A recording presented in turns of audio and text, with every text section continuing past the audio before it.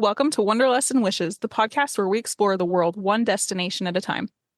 I'm Julie. And I'm Crystal. As travel agents with Fantastical Vacations, we are here to share our passion for travel and help you turn your wanderlust into reality. From hidden gems to bucket list adventures, join us as we dive into the sights, sounds, and stories of our favorite destinations. So grab your passport, pack your bags, and let's embark on this journey together.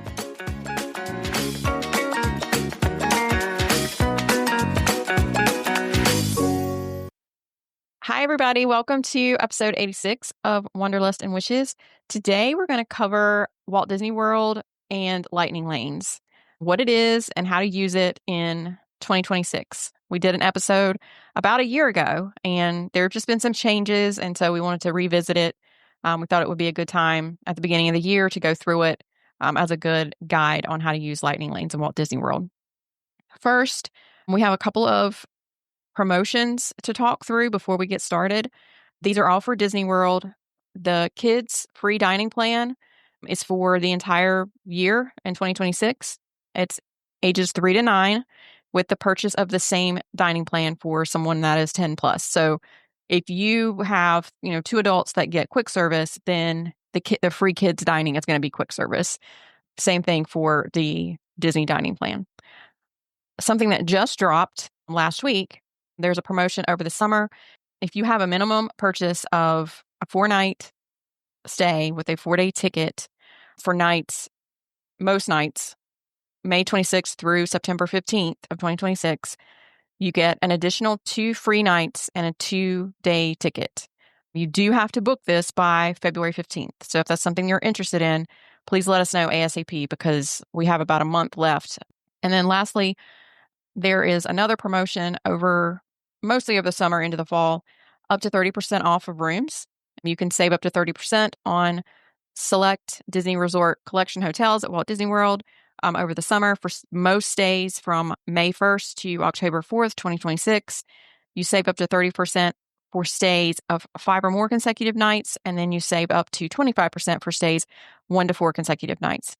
That obviously changes based on the category of the resort. So your value resorts, you're probably going to save more like 10 to 15%.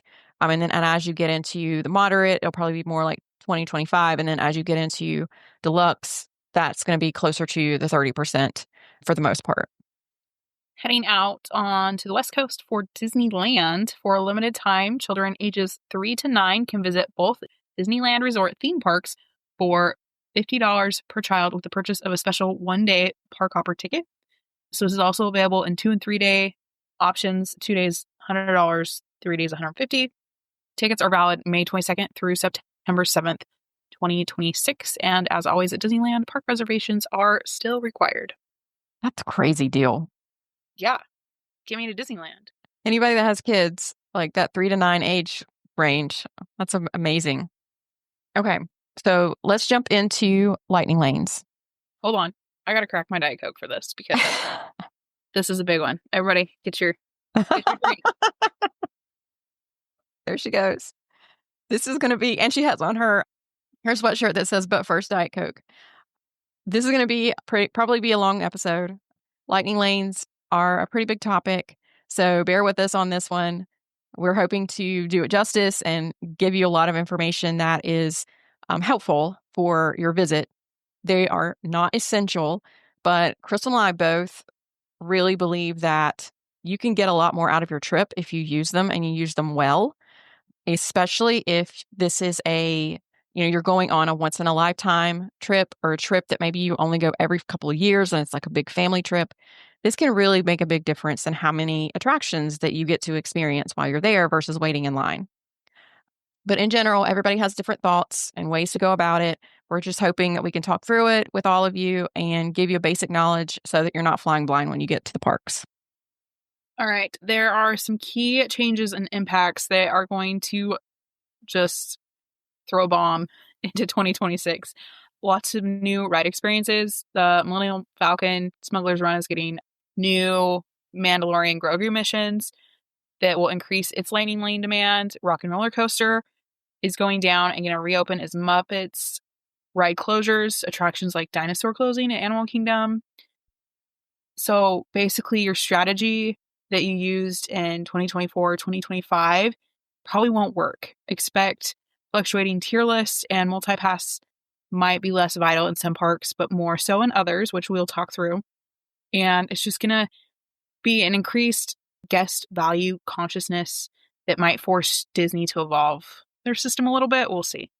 Yeah, we've already seen a little bit. We were just chatting before we started recording, and we're already seeing some fluctuation in pricing based on people choosing to do things differently because they're trying to save money. Okay, so we have a couple of terms, several terms that we need to go through.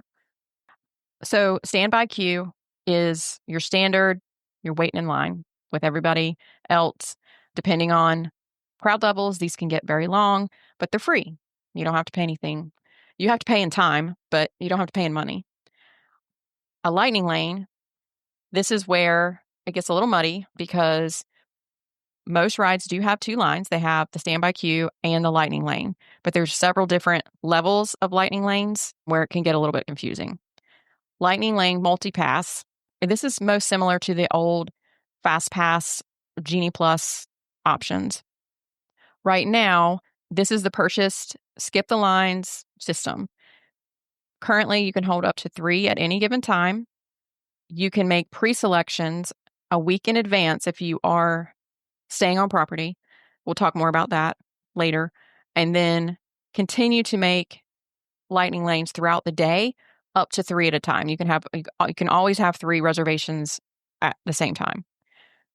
You can skip the line once for each of the rides. So typically you cannot use a lightning lane multiple times on a ride per day or an attraction per day. Then lightning lane single pass.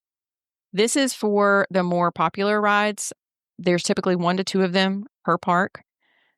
It's separate from multi-pass, but you're still going to make those reservations. You can still make those up front, and you can still purchase them during the day if they're still available. You're able to choose your own arrival window. So with multi-pass, you kind of have to pick like what's the first available option typically. Like you're going to look at what's the next available option.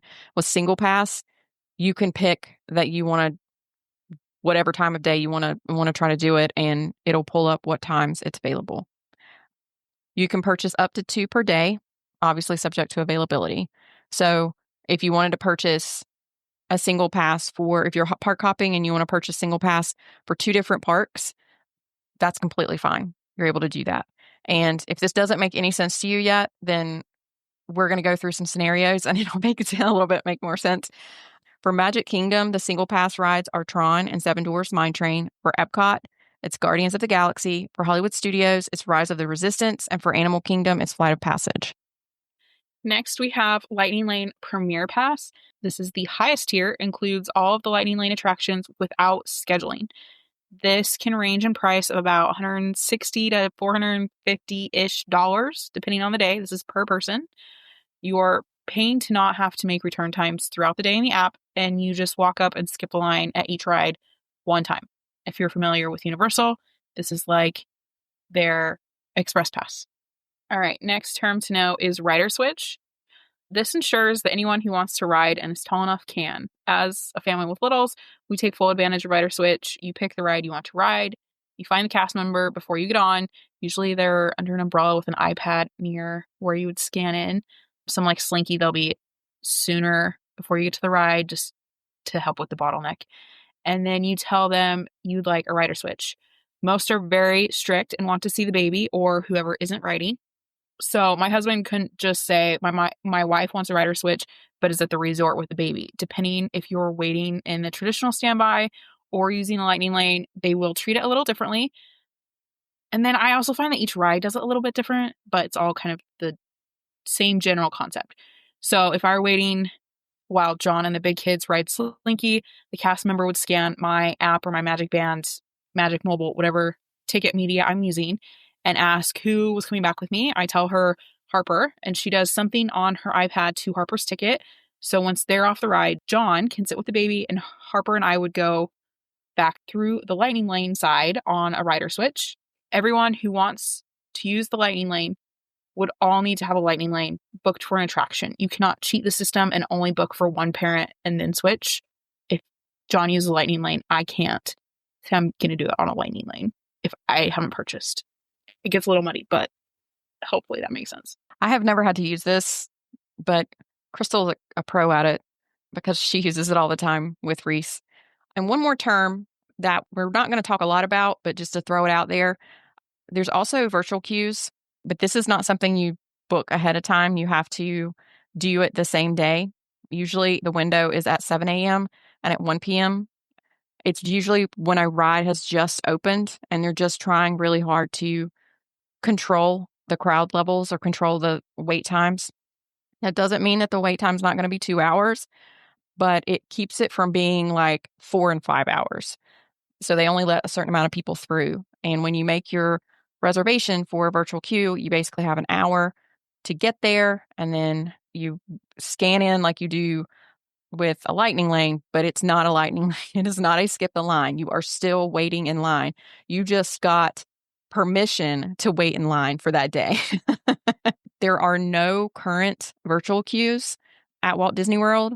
That's definitely going to change potentially this year, depending on, like Crystal was saying, there's a lot of different things happening where there are rides that are reopening. And then definitely into 2027, when they start opening the new areas and the new rides, there will absolutely be virtual queues that'll be coming back. So for pricing, Lightning Lane Multipass, these are tiered and per person per day. You know it's busy based on how high the price is. So they're very dynamic based on demand. We typically will recommend that you budget on the high side. And then whenever you get to the point that you can make the reservations and it's not as high as that, then it's a pleasant surprise.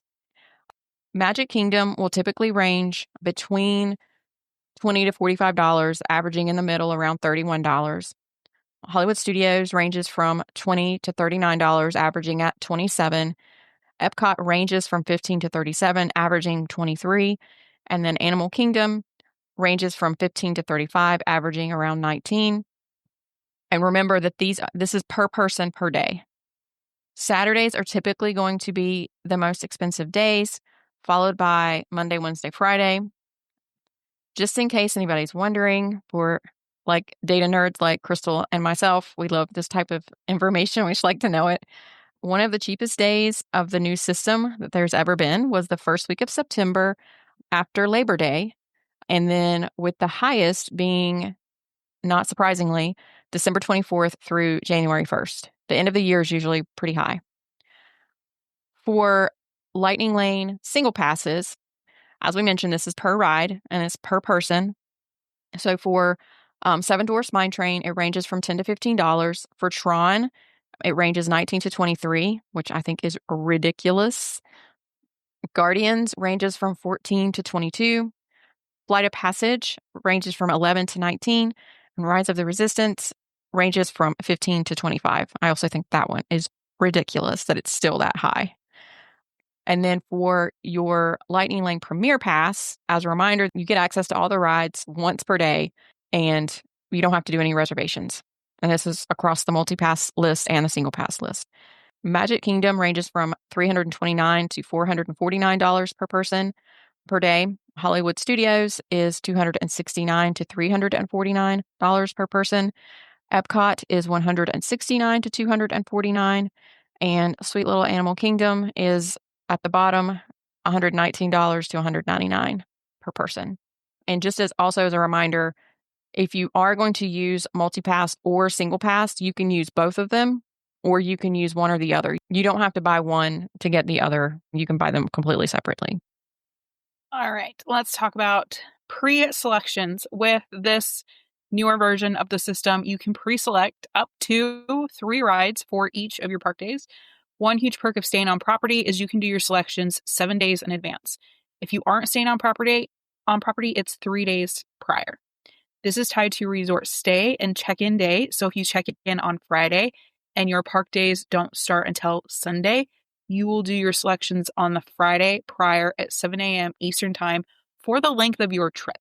So if you're staying for 2 weeks, you have a great selection. Yeah. During your pre-selections, they divide the rides available on MultiPass into 2 tiers. Don't get hung up on the tiers. They don't mean anything after you make your pre-selections. And once you're in the park, they disappear, essentially.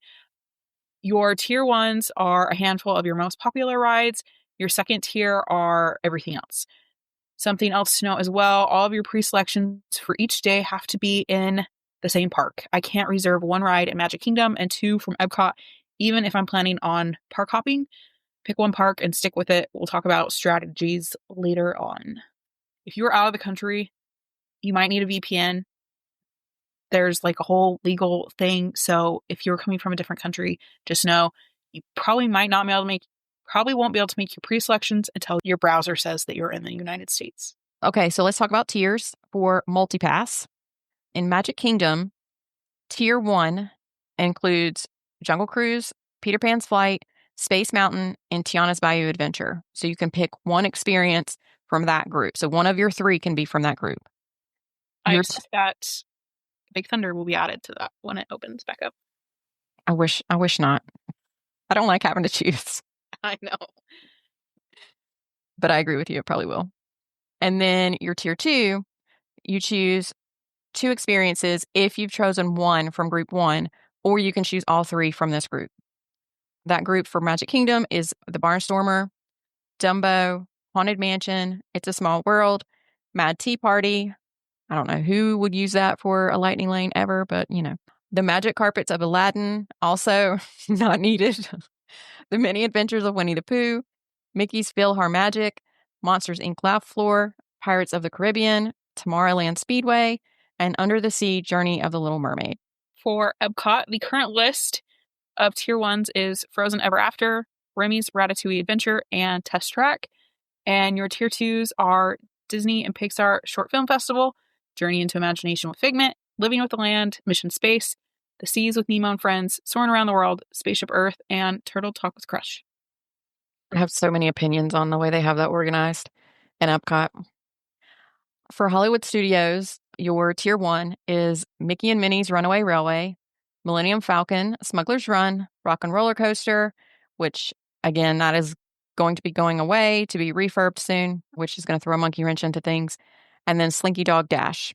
Your tier 2 is Alien Swirling Saucers, Beauty and the Beast, For the First Time in Forever, the Frozen Sing-Along Celebration, Indiana Jones, Epic Stunt Spectacular, The Little Mermaid, A Musical Adventure, Star Tours, Toy Story Mania, and The Twilight Zone Tower of Terror. Animal Kingdom. Oh, poor little Animal Kingdom right now. No tiers here. Dinosaur is closing in the next couple days.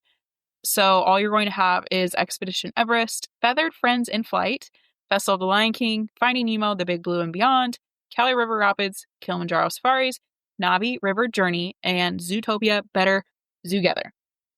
There are no tiers for single pass lightning lanes. Each park has 1 to 2 rides, like we said, that fall into this category. Just as a reminder, these are not a part of your multi-pass, so they have to be bought separately. Magic Kingdom, Tron, and Seven Dwarfs Mine Train, Epcot, Guardians of the Galaxy, Hollywood Studios, Rise of the Resistance, and Animal Kingdom, Flight of Passage. Okay, so some specific notes for each of the parks for this year. There's been a lot of ride updates and refurbs in Epcot, so it was a little easier to do Epcot without Lightning Lane help, but now because they have Test Track, Frozen Ever After, and Remy's that are all in tier 1. And then Soarin' rolls out its newer version, Soaring Over America, in May. If you want to do anything twice, hit more than 1 headliner in the same day, MultiPass can save you a lot of time, like hours of time. However, I'm extremely salty that they have Test Track, Frozen Ever After, and Remy's all in tier 1, and they didn't put at least one of those in tier 2. That makes it so hard. If you want to do all 3 of those, it just sucks. That's my biggest complaint about this new system is last time we could at least kind of play it right and get them. Now you're basically out of luck unless something gets dropped day of. Yeah, and you have to be like refreshing your app constantly to find those, if for them to pop up. Oh, Hollywood Studios. It's always been a tough park without multipass, and it's only going to get harder this year. Slinky Dog Dash is going to be it's already impossible to get, and it's going to be even harder. With Rock and Roller Coaster closing for its retheme, there will be fewer top tier options in this park, which means more pressure on Slinky. Multipass is very, very important for this park. Millennium Falcon will draw higher crowds once it's updated as well. So, of all the parks, I find Hollywood Studios is the most worth it. Just dish out the money. Just do it. It's a hot park, and lines are consistently long. Yeah. For Magic Kingdom, flexibility is everything here. When rides like Buzz and Big Thunder reopen, and they've been closed for a while, they're going to be in high demand. If Big Thunder is not open when we go back in June, I might revolt because I'm going to be really mad. And it's definitely going to be on my top list of things that I want to do when we go. So when things like that happen, that's when Lightning Lane's really important, and it kind of pulls its weight, and it helps you not have to wait in a super long line. But you do have to know how to use it strategically and not just buy it to buy it. Okay, let's talk through some strategies. If you are a first timer, or if you have not been for a while, pick 1 or 2 priorities for your entire trip. If this is Slinky Dog Dash, which is a hard to get Lightning Lane, I'd put Hollywood Studios towards the end of your trip for the best chances and availability. Times may open up when others change their plans, but nothing is guaranteed, and you will be in your app refreshing for a week straight trying to snag something. But like dining, when your reservation date arrives, you get the length of your trip opened as well. So this is where staying on property for 7 days prior to picks and longer trips get the best advantage. So basically, you're going to choose one that is your top priority and put that park last, and that ride will be your first pick, and then you're going to work backwards. Currently, for the next 21-ish days, the hardest to get for each park. In order, for Magic Kingdom, you have Tron, Seven Dwarfs, Pooh, and then Peter Pan. And then Jungle Cruise, Haunted Mansion, and Tiana's are all tied for that last spot. At Epcot, Guardians, Test Track, Frozen, but Frozen is closing this week for a while. And then Soarin', and then Remy. Hollywood Studios, Slinky, Toy Story Mania, Rise of the Resistance, The Little Mermaid show. I was surprised by this. Oh, it's new. And then Tower of Terror. So as I was looking through this is wild though, because Rise has an average sellout of 9 a.m. and was available at 6:30 p.m. this evening, which just goes to show you just never know. And then next is Alien Swirling Saucers was also up there on that list. I think that's also because it's like an any height ride, and it's one of the only rides that little kiddies can ride, I'm guessing. You still have to be a height. It can't be babies. Oh, really? I thought it was any height. So surprisingly, that Mickey Minnie's is not up there because that is the only any height. Interesting. Yeah. Animal Kingdom, Flight of Passage, then Navi, then Zootopia. Better Zoogather. I can't ever say that. And then Safari, and then Everest. It just kills me that Navi River Journey is number 2 on the list. I just don't get it. Always. When I was looking at the thing, there's no competition. Navi's sold out for a week and a half, and then nothing else is Zootopia is day of, but 9 a.m. Yeah, so nuts to me. And I know, guys, it is so hard whenever you're most your favorite park, the one that you want to go to the most and have the most things that you want to do, and we're asking you to move it to the end of your trip if you have just one day at each park, or that's kind of your big day at that park. I know it's hard because that's the one you want to go to first, but I promise you it makes a big difference if you can put it at the end of your trip so there's not as much demand on it at that point. Because if you do it at the beginning of your trip, there's going to be people that day was the end of their trip and they've already taken all those spots. So it does work. We promise. So without knowing you and what you want to prioritize based on easiest to hardest, I would lay out park days by Animal Kingdom would be just a good one to start with. I don't even usually recommend multi-pass for Animal Kingdom. Followed by Magic Kingdom, just because there are lots more options. Then Epcot, then end it at Hollywood Studios, especially if you're wanting Slinky. Yeah, for sure.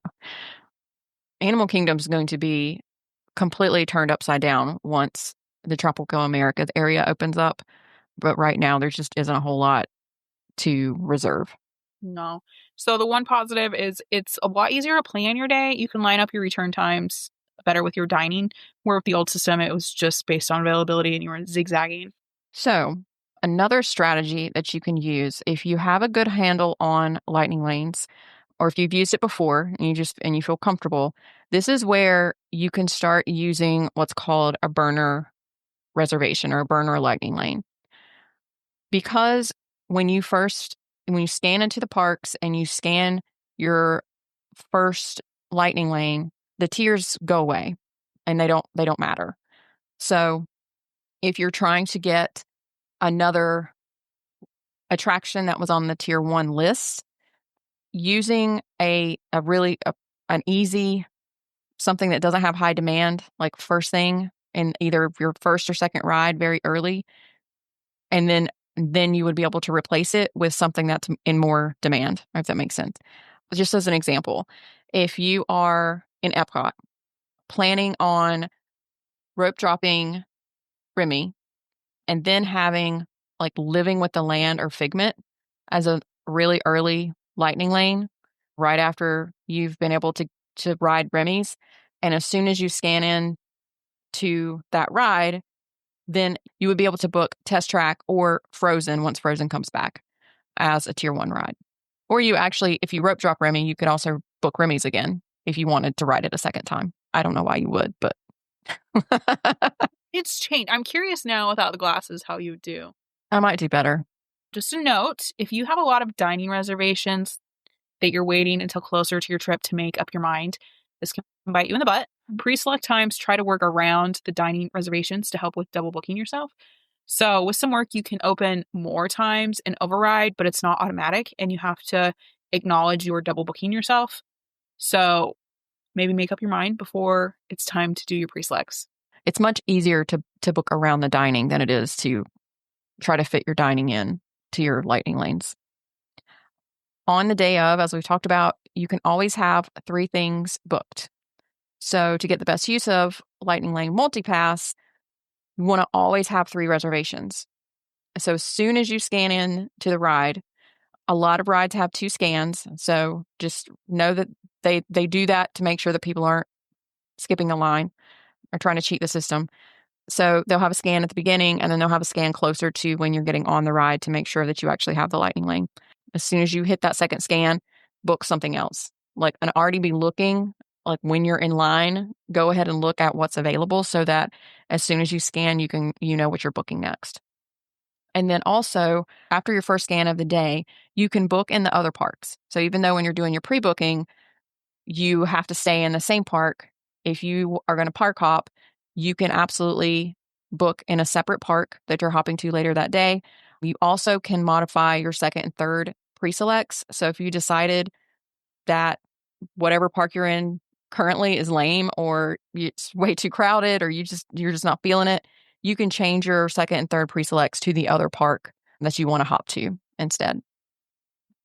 The other option is if you know that you're going to be hopping, and this definitely takes some forethought and planning, but if you know that you're going to be hopping to a different park, you could potentially make all of your pre-selects in your second park later in the day and just plan to kind of rope drop that first park and get as much done in that first park as you can. And then you have lightning lanes stacked up later in the day, and you don't have to worry about having to make those selections on the same day.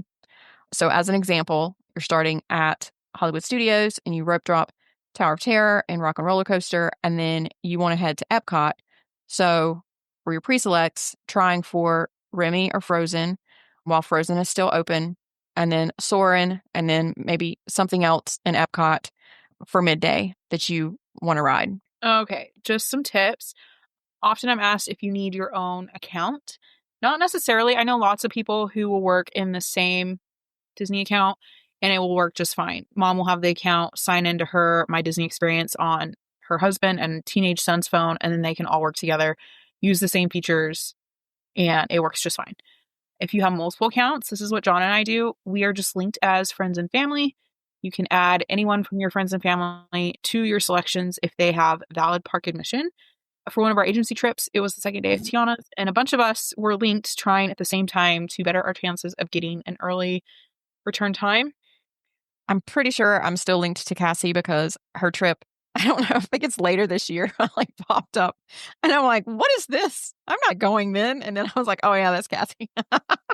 It's so fun because like when friends are there and their pictures pop up and I'm like, oh, they're having the best time. That's the cutest picture. Especially if they are annual pass and they have all the pictures, then you really want to be friends and family with them. Yeah, exactly. Also of note, characters are not currently included. I don't understand why they won't add this. They really should. They need to. It's so infuriating. And most of the time when people complain a lot about something, Disney will like eventually cave. So I'm hoping that they will on this at some point. They really need to add them back. It was really helpful to have them in there. And now, those lines can get long and it would help a lot to have it. And it's just something else also to like add to the list that you can use it on to benefit from. Yeah, like it helps to spread the love a little bit. And then is it required? No, it's not. There are a lot of people that don't use it. They've never used it and they know how to rope drop and they work really hard on their strategy and what they're doing. But I also think a lot of times those individuals that I'm aware of that have never used it, they visit the parks a little bit more often and maybe aren't crushed if they don't get to ride something or they don't get to a particular attraction because they know they're going to be coming back fairly soon. And for individuals that this is a once in a lifetime trip or it's something that you're not going to be going for a long time, you really should. I think it's worth the money. I know it's an extra cost, but as I was saying before, like the standby queue, it doesn't cost money, but it costs time. And if you're standing in line for an hour every ride when you could have cut that into 15, 20 minutes and got in so many more attractions or even just gotten in some more rest time or a snack break or whatever that is, I just think it's worth it to do that. If you want to prioritize what parks you should use it on, if you want to budget it out, Hollywood Studios is number one, then Magic Kingdom, then Epcot, and then Animal Kingdom. Animal Kingdom, really, you rarely would need that at this point. But as we were just talking about, once Tropical Americas opens, it's going to be a completely different ballgame. Also, if you are in the app 7 days prior and you're trying to make your pre-selects and it's glitching and saying you don't have a valid reservation or like you can select part of your party and not all of your party, use the chat feature and explain what is going on. And that's going to be the quickest way to get that resolved. Found great luck with that little chat. Even like morning of when we were doing virtual queues, like, hey, it's saying that John doesn't have a valid park admission today. And they're like, oh, let's fix that. Yeah. One of the things I definitely do for my clients before it's time for really for dining and for lightning lanes is if they do have a larger party or multiple people that have accounts and they're sharing, I ask them if I can look at their account using their login or we look at it together and make sure that everybody is linked appropriately because it can, like Crystal's saying, like the day of when you go in at 7:00 and you're trying to make those reservations and one of the people on your party is not available and you can't make the reservation for them, it's so frustrating. So making sure that all of that, everybody's linked up correctly beforehand is really important. Okay, let's jump into some frequently asked questions. We've gone through a lot of this, but we're going to break it down into just easy, quick questions. What's the difference between the Lightning Lane Multipass and Genie Plus? Well, Genie Plus doesn't exist anymore. Lightning Lane Multipass is the rebranded version of Genie Plus. Genie Plus allowed you to make reservations the day of, and a lot of people complained about that they didn't have the ability to pre-select like in the old FastPass system. And so it's kind of a combination of the old FastPass and Genie Plus. It has the ability to, like we talked about, you get to book reservations ahead of time, like with FastPass, but then you also get the option to book day of, which was unlike FastPass and like how Genie Plus worked. Disney Resort guests can book pre-selects up to 7 days in advance, and then everyone else books 3 days in advance. You're choosing 3 Lightning Lane experiences and times ahead of the visit for one park. And then on the day of the visit, you can start selecting other Lightning Lanes, and the tiers don't matter anymore, like we talked about. Now, as soon as you redeem your first Lightning Lane, you can pick another one to replace it. You can also start selecting Lightning Lanes at a second park if you have a park hopper ticket. You can select an attraction from that second park. One of the other things that improved and like immensely, and this is a huge thing that they did when they changed when they rebranded to Lightning Lane Multipass from Genie Plus. When you're making your pre-selections, you can make your selections first before you have to pay. It was the other way around with Genie Plus. You had to pay for it, and then you went in and selected. And it was very frustrating if you paid and then you didn't get anything that you wanted. So now you have the ability to get what you want, get it secured, and then go through and pay at the end. You also have the ability to throw in your single passes during that same time as well. So you pay for everything all at once at the end once you've selected everything. Also, with that, be ready for some sticker shock when you are paying. With the old system where it was like each day you just pay as you go, now with the pre-selects, if you have 7 days of parks, you can do all 7 days at once. So each day you're going to have a different checkout. So Monday, it could be $400 to check out. I'm going to go pre-select for Tuesday. It's another $400. It's a lot of money right at once up front. So maybe warn your bank. Warn your heart. Warn your husbands. Oh. Just be prepared. Next, what is the difference between Lightning Lane Single Pass and individual Lightning Lane? If you're familiar with the Disney World in the last 5 years, you probably heard individual Lightning Lane mentioned. Lightning Lane Single Pass is just the new name for it. So it also introduced the ability to book the Lightning Lane reservation ahead of time. So same thing, different name. How many Lightning Lane Single Pass purchases can you make in one day? You can purchase up to 2 Lightning Lane Single Passes per day.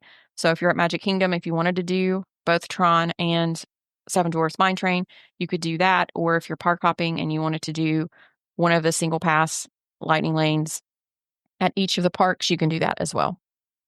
What are the busiest times at Walt Disney World? Typically, spring break around the week of Easter, the week of Thanksgiving, and the week after Christmas through New Year's Day. The slowest are typically first week of May, September after Labor Day. Mm-hmm. That's maybe some hot summer, July, August days. Yeah. Especially if kids are already going back to school. Yeah. Pretty much I think most of the month of May is pretty good until maybe, the end with Memorial Day. And maybe the beginning of October, you might be able to sneak in a couple of down days before it starts getting really popular with the Halloween parties.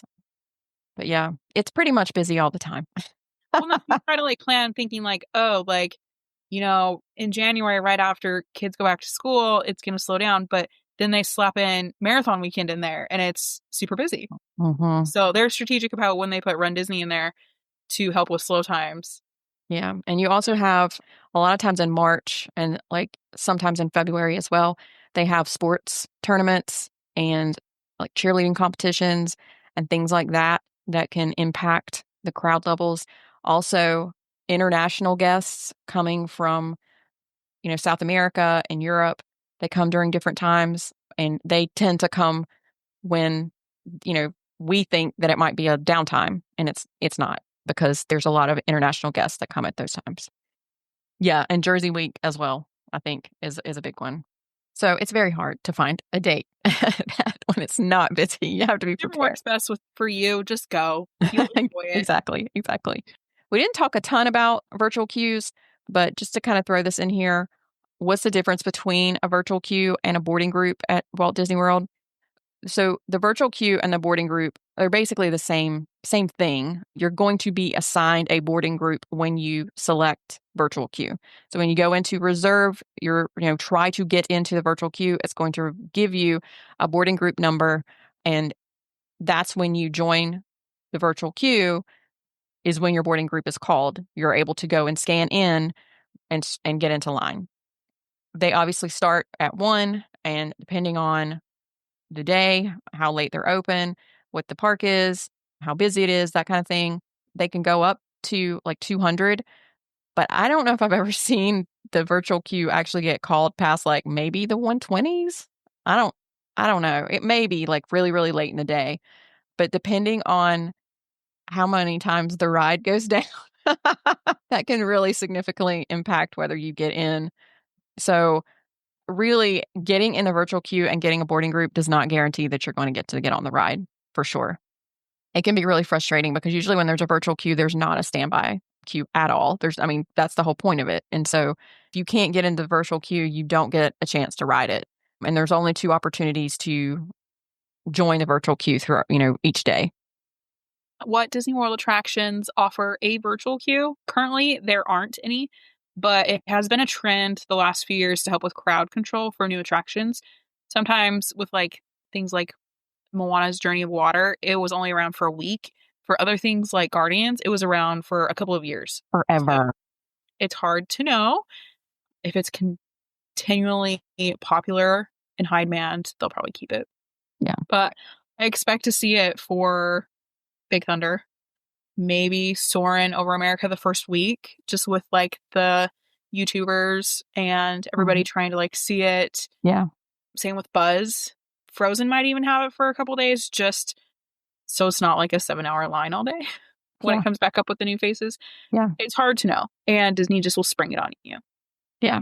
And sometimes they'll offer a single pass lightning lane in addition to the virtual queue. So you can pay and your virtual queue is free. But that's not always a guarantee. Sometimes it's virtual queue or nothing. So what happens if an attraction kind of quote unquote sells out? This definitely happens, and it's really frustrating. I mean, even some of the rides that have been around for forever, like Slinky Dog Dash, it's gone. With the old system, whenever you had to start doing your reservations the same day at like, 7 o'clock, it would be gone by like 7:15. Done. No more reservations left. Actually, probably less than that. Probably by like 7:05. It was so infuriating. So same thing will happen when you're doing your pre-selects. So if that is, like Crystal was saying, if that's a top priority for you, that's why we're suggesting that you put Hollywood Studios at the end of your visit, and you have to be on at 7 a.m. Like there's something that you really want, you better be on at 7 o'clock or else you're not going to get it. You also, though, you can keep refreshing, you can keep looking, you can keep refreshing up until, your park day, and then on the park day itself, you can keep refreshing, and they do pop up. It does happen, but you have to be really diligent. I think when we were doing Tiana's, Crystal got like a 2 p.m. and then she refreshed it and it popped up like a 10 a.m. maybe or something like that because she had a flight. And so she was afraid that she wasn't going to be able to do it if it was at 2. Actually, I was in the bathroom getting ready and I heard her say, I got it for 2 p.m. And she was like so bummed. And then she started yelling and screaming. And I was like, what is that? I was like, is that a good yell? Is it a bad yell? Is something happening? Is it an emergency? What's happening? And I like come out of the bathroom, but she was like, I just got 10 o'clock. So it does happen for sure. It's so hard though. And it's a stroke of luck, really. And then it went down. And we still almost didn't get to ride it before she left. I was kind of close that day. I almost missed my flight. It's a good thing I have TSA pre-check. Yeah. It was worth it. It was worth it. It was so fun. All right. Now we're going to do some sample pricing. We picked January 19th, which is Martin Luther King Day, which can be a little bit of a higher crowd weekend for January. For Magic Kingdom, the prices for the day are $20 for Lightning Lane Multi-Pass, $13 for Seven Dwarfs Mine Train, $21 for Tron, and Premier Pass is $379. Hollywood Studios Lightning Lane Multi-Pass is $18. Rise of the Resistance is $24, and Premier Pass is $289. So if my little family of 5, we now have to pay for Reese. If we're looking at Magic Kingdom, we would not do Premier Pass. We go enough. I don't feel like it's needed.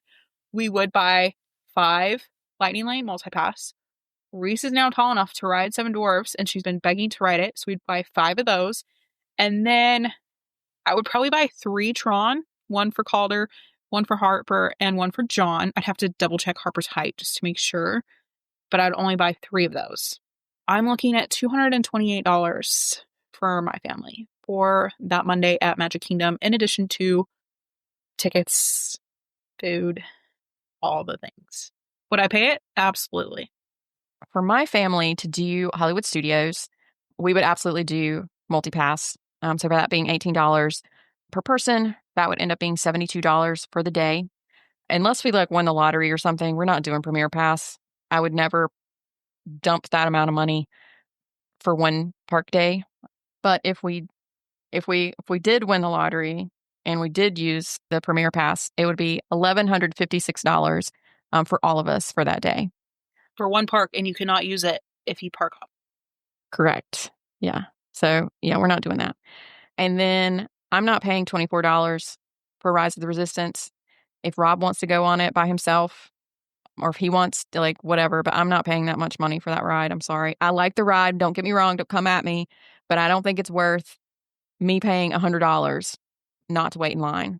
Not until maybe when they update it. I'm hoping that they're going to do that soon. When they update it and it's different, but I've ridden it, I don't know how many times, and I'm not paying $24 for that ride. So for me, for this day, it would be basically $72, which is not horrible. But I also, like Crystal, if I were at Magic Kingdom, I would do multi-pass, and I would definitely do Seven Dwarfs, Mine Train. I might do Tron with Ella, so that would be 2 of us. So it'd be a little bit more expensive based on the rides there. But this just goes to show that there's every combination possible, and every family is a little bit different. So no 2 people is going to be the same. Yeah. Even our Magic Kingdom with our families would not be the same. Just some final tips for 2026. Be flexible. Have backup plans and be ready to pivot if bookings are tough, especially as rides go off the system and come back on the system with openings and closings. Maybe rethink multi-pass for longer trips or parks with fewer headliners like Animal Kingdom. If you're doing 2 days of Magic Kingdom, maybe skip multi-pass for 1 to save some money. Like I said, plan for those new headliners. Be ready for high demand for the new Smuggler's Run experiences and the rethemed Rock and Roller Coaster. And then just the bottom line, know which parks really need multi-pass. Knowing which ones don't is how you're going to save time, money, and a lot of stress.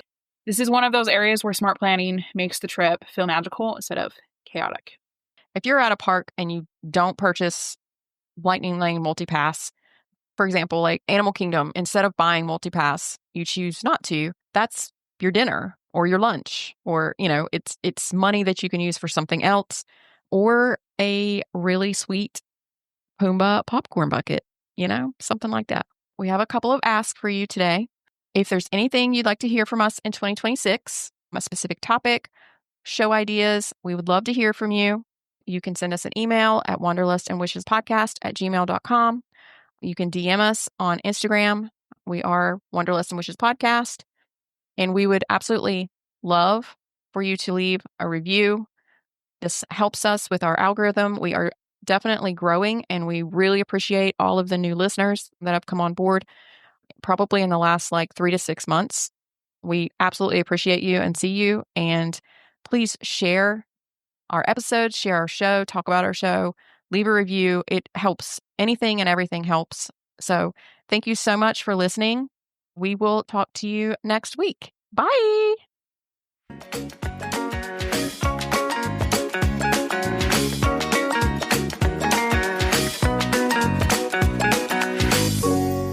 Thanks for tuning in to another episode of Wanderlust and Wishes. If you enjoyed today's episode, don't forget to subscribe and leave us a review on your favorite podcast platform. And remember, the world is full of wonders waiting to be explored. Until next time, happy travels. Bye for now.